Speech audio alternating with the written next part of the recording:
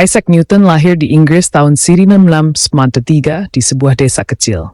Sejak kecil, hidupnya nggak mudah. Ia lahir prematur. Bahkan dokter bilang Newton kecil mungkin nggak akan bertahan hidup lama. Ayahnya meninggal sebelum ia lahir, dan ibunya meninggalkannya untuk menikah lagi. Newton tumbuh tanpa kasih sayang penuh dari orang tua, ditemani oleh buku, alat tulis, dan rasa ingin tahu yang besar. Di sekolah, dia bukan murid paling populer. Bahkan, sering diledek karena pendiam dan aneh. Tapi ada satu hal yang membedakan Newton dengan teman-temannya. Dia nggak pernah berhenti bertanya kenapa. Kenapa apel jatuh ke tanah? Kenapa bulan nggak jatuh ke bumi? Kenapa benda bisa bergerak? Saat orang lain cuma melihat apel jatuh dan lanjut makan, Newton melihat rahasia alam semesta di dalamnya. Suatu hari, saat ia sedang duduk di bawah pohon apel di rumah ibunya, sebuah apel jatuh di hadapannya. Momen sederhana itu jadi awal dari revolusi sains terbesar dalam sejarah manusia.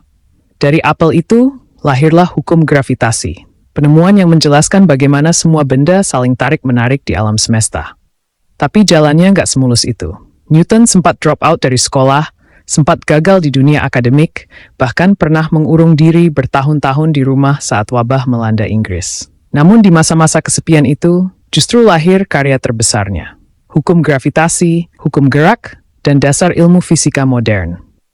Bayangin, saat dunia panik karena wabah, Newton malah menciptakan teori yang mengubah cara manusia memahami alam semesta.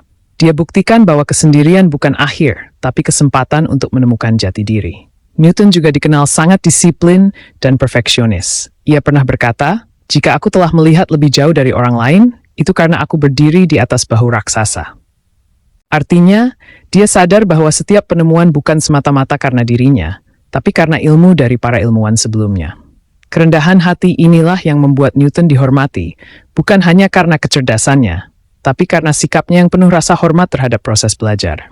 Namun, di balik semua kejeniusannya, Newton juga manusia biasa. Dia sering cemas, mudah marah, bahkan pernah nyaris kehilangan akal karena terobsesi membuktikan teorinya. Tapi justru dari kegigihannya itu lahir warisan yang masih kita pakai sampai hari ini. Dari teknologi, penerbangan, roket, sampai satelit, semua berakar dari hukum Newton. Dan yang paling menarik, Newton gak pernah mengejar uang atau popularitas. Baginya, pengetahuan adalah bentuk ibadah. Cara manusia memahami kebesaran Tuhan lewat logika dan akal. Pelajar kita merasa sendirian, diremehkan, atau gagal berulang kali.